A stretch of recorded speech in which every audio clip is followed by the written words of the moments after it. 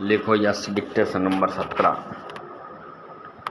उपाध्यक्ष महोदय, मैं समझता हूँ कि अब तक इस वैदेशिक नीति पर न केवल इस ओर के सदस्यों ने ही बल्कि दूसरे ओर के सदस्यों ने भी प्रधानमंत्री जी को धन्यवाद दिया है। इसलिए मैं अपनी तरफ से धन्यवाद देकर उनका बोझ बढ़ाना नहीं चाहता।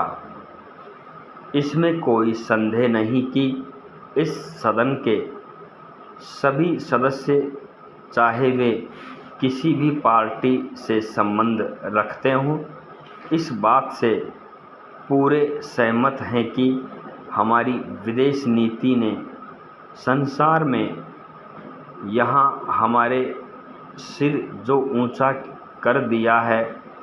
हमने पंचशील के सिद्धांत का जो भी यहाँ इस संसार के सामने रखा है, यदि हम उसको और उसके आधार पर मूल सिद्धांत पर दृष्टिपात करें तो हमको पता चलता है कि हमने संसार में एक जो सबसे बड़ा काम किया है वह यह है कि हमने तनाव को कम करने के प्रयत्न किया है। जिस समय हमने नई नई व्यवस्था स्वतंत्रता प्राप्त की तो हमारे सामने बहुत से प्रश्न थे।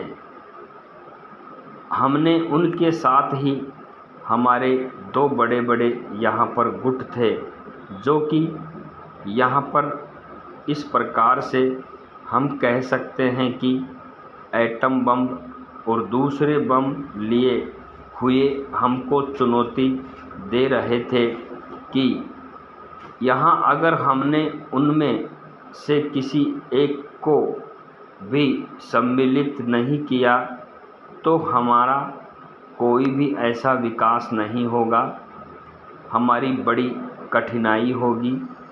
अभी इसी बात पर कुछ लोग उस समय में यह कहते हैं कि प्रधानमंत्री ने हमारे देश की वैदेशिक नीति को इसी स्तर पर रखा जिसके कारण आज हम संसार में अपने जो यहाँ इस बात को देखने वाले हैं और अपना सिर ऊंचा उठा सकते हैं।